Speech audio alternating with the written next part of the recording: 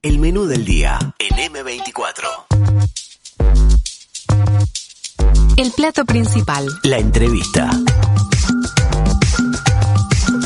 El narcotráfico es la principal causa de homicidios en nuestro país. En las últimas décadas ha tenido un impacto decisivo en las modalidades del delito en Uruguay. Hemos vivido situaciones que perfectamente podemos identificar como típicas en cárteles mexicanos o colombianos. Hechos que comenzaron con heridos de bala o disparos por debajo de la cintura se transformaron en asesinatos, sicarios, enfrentamientos entre bandas, incautación de toneladas de droga y llegada de capos que lideran grupos criminales en la región. A todo esto se le suma el sufrimiento de familias que viven en barrios en donde se escuchan disparos en la noche y el peligro de una bala perdida se hace moneda corriente. Esta realidad se describe en el libro Uruguay en la mira del narco, escrito por el periodista Antonio Ladra, con quien estamos en comunicación en este momento. ¿Qué tal? Buen mediodía, Antonio. ¿Cómo? ¿Todo bien? Todo bien, todo bien. Bueno, ¿podemos hacer un pequeño análisis de la evolución del narcotráfico en nuestro país, Antonio, como para comenzar? Bueno, creo que ustedes lo hicieron de una manera muy precisa, además, porque de alguna manera lo que hay que ponerle son fechas.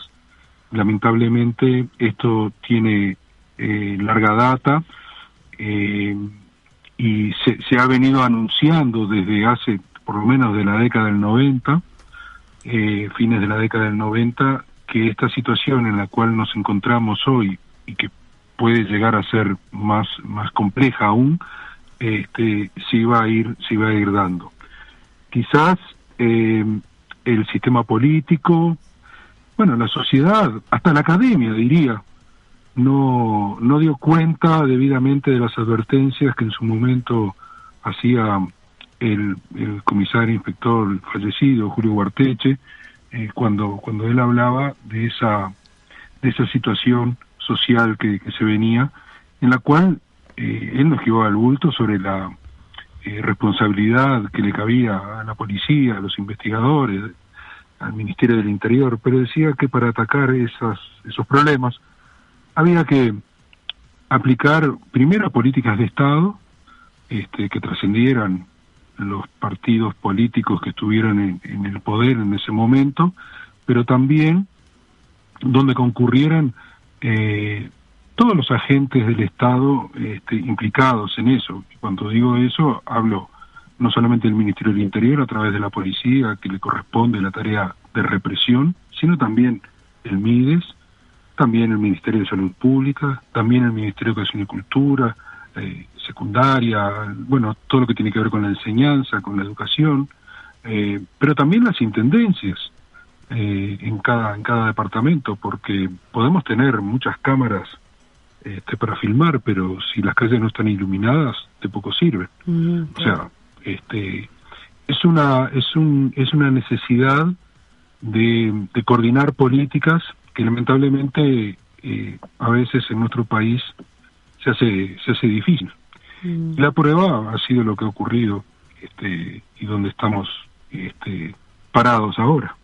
Así que nada, digo, no es un panorama muy alentador, pero bueno, lo primero, como siempre, es saber dónde se está para saber a dónde se puede ir. Recién mencionabas al ex director de la Policía Nacional, el inspector Julio Guarteche, y bueno, precisamente en el libro se basa en la figura de Guarteche para combatir el narcotráfico. ¿Por qué? Bueno, lo que ocurre es que, mira, esto tiene una historia, de alguna manera. Yo en el año 2014 saqué un libro, anteriormente se llamaba Narcos en Uruguay, donde me enfocaba o analizaba, estudiaba e investigué sobre 3 narcotraficantes uruguayos importantes que tuvieron actuación en nuestro país. Me refería a Maurilio Lilo Martínez, un hombre de Carmelo, que afincado en Colonia, allí en Carmelo, donde se hizo fuerte, un ex contrabandista, que pronto se dio cuenta que era más redituable pasar cocaína que pasar whisky, por ejemplo. Bueno, esa fue la primera generación de narcotraficantes uruguayos. Murió asesinado, como es, digamos, el signo de los narcotraficantes generalmente. Son muy pocos los que llegan a edades maduras. Él terminó con una edad madura porque empezó tarde en el negocio del narcotráfico, pero su actuación fue durante muy poco tiempo. Se hizo muy fuerte allí en Colonia, con vínculos políticos, de corrupción en la policía también. Esa característica que tienen los narcotraficantes, que lo podemos ver en las series, en las películas, que son benefactores de la comunidad, para que los dejen tranquilos. Bueno, él lo hacía allí en Carmelo, hasta llegó a arreglar y a pintar la comisaría de Carmelo, que necesitaba un arreglo. Lo pagó él, como le pagaba la luz y el agua a muchos policías. A cambio, le informaban sobre los movimientos que podía haber desde Montevideo cuando lo fueron a buscar. Él prácticamente no se movía mucho de allí.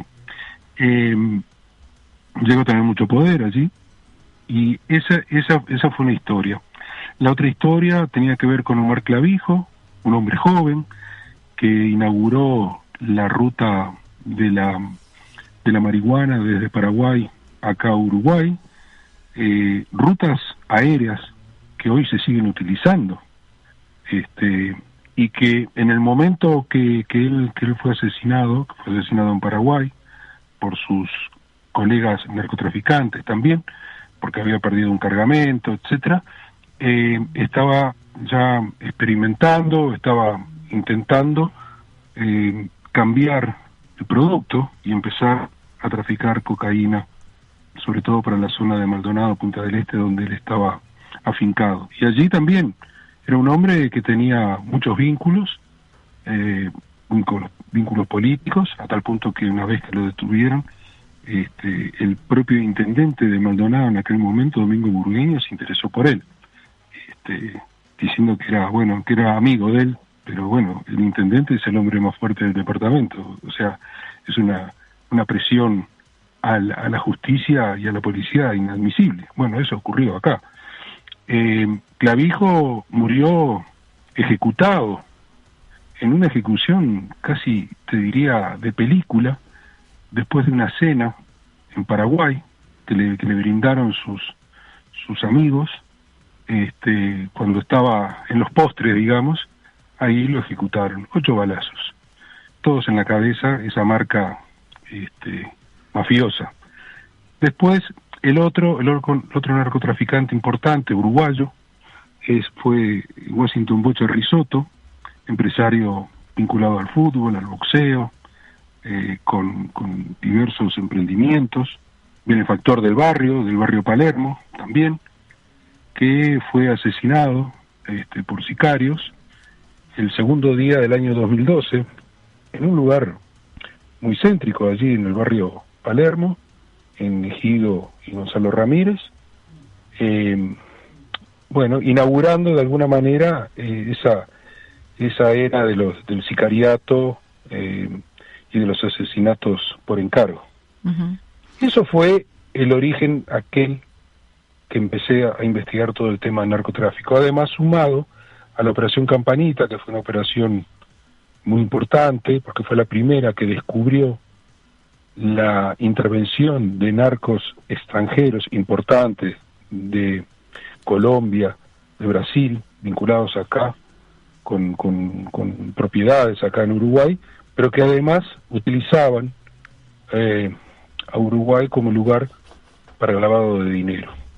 Una operación que se extendió durante muchos años, porque era como una caja de Pandora, cada rato que se destapaba algo aparecía otra cosa, y llegó hasta Austria, llegó hasta Nueva Zelanda, los tentáculos de todo lo que tenía que ver con la Operación Campanita.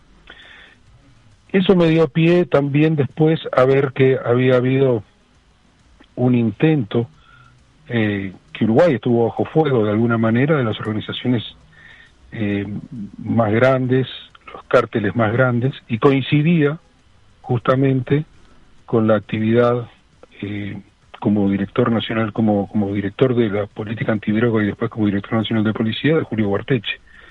Entonces Julio Guarteche murió en el año 2016 con un cáncer. Uh-huh. Se había transformado en el policía más influyente de los últimos 25 o 30 años. Había sido heredero de una forma de trabajo que había inaugurado Roberto Rivero a finales del gobierno de la calle Herrera.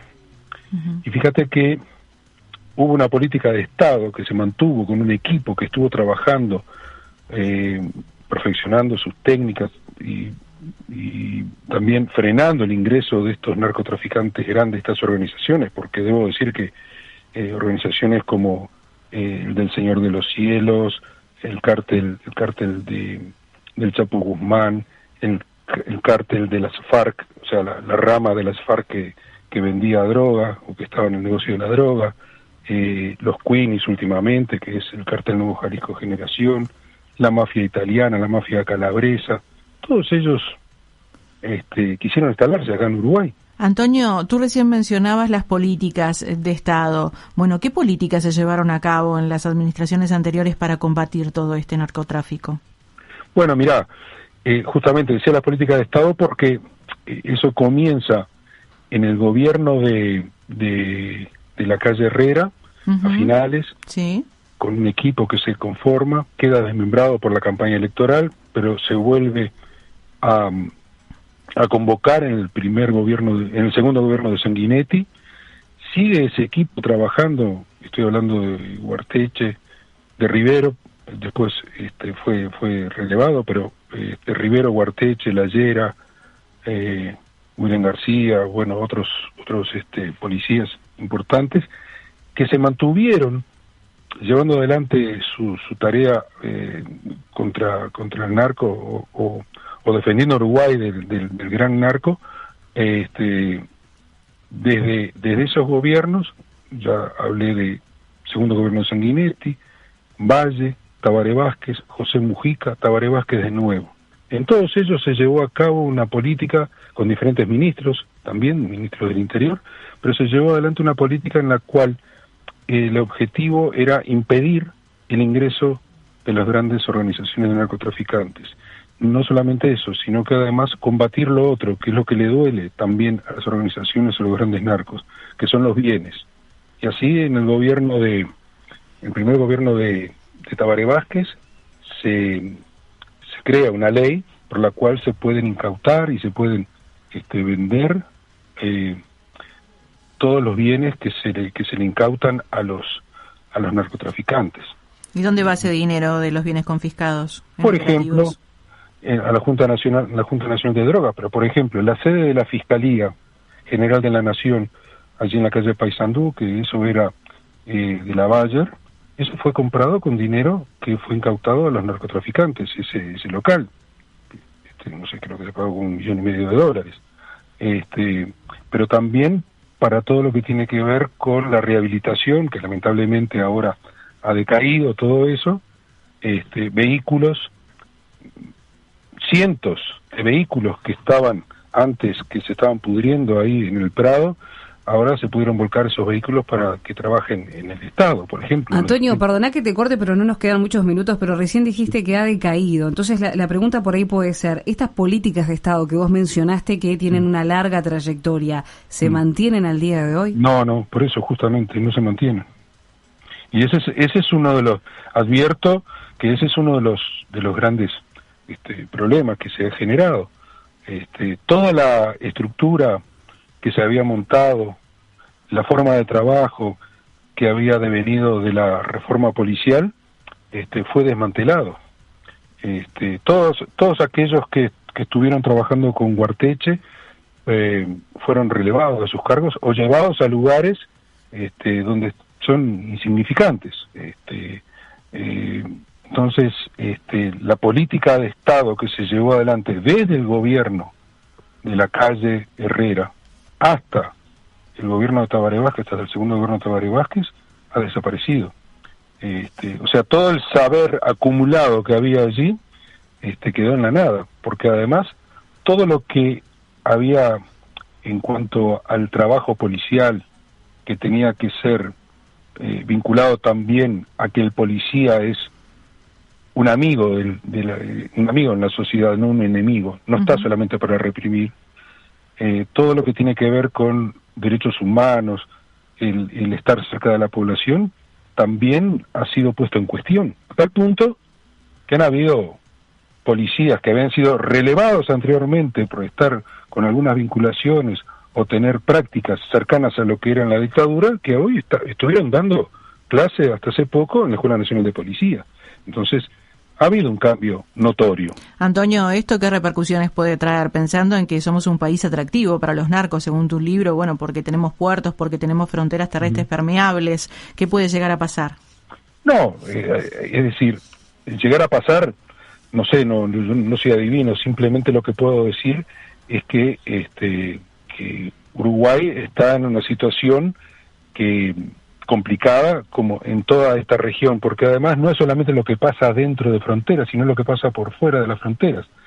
Si Estados Unidos aplica represión en los lugares de producción de la cocaína, porque es Estados Unidos el que tiene el problema con el consumo, rápidamente esos narcotraficantes, esas organizaciones que tienen un poder muy grande, se trasladan. Y es lo que está ocurriendo en Argentina, en la zona de Rosario, donde se han afincado gran cantidad de narcotraficantes colombianos, en el Nordelta también. Acá en Uruguay eso no ha ocurrido todavía, pero sí lo que está ocurriendo, y eso es una advertencia, con estas incautaciones que se hicieron hace poco, de 400 una vez y otra vez 500 kilos de pasta base, quiere decir que habla de la relatividad del éxito. Está bien, se incautaron esa cantidad de pasta base que iba con destino a Europa, aparentemente, pero Europa no consume pasta base.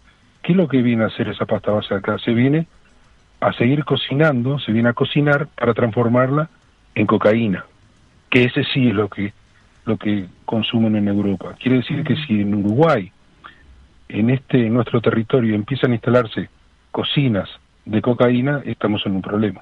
Y eso, por ejemplo, eso es lo que hay que evitar hoy.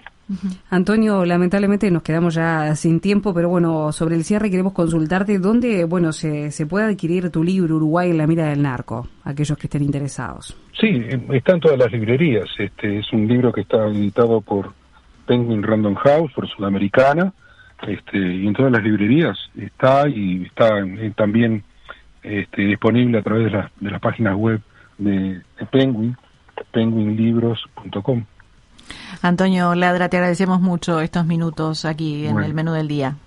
Bueno, un fuerte abrazo y muchas gracias. Buena jornada. 97.9 FM Montevideo. 102.5 FM Maldonado. Escucha distinto.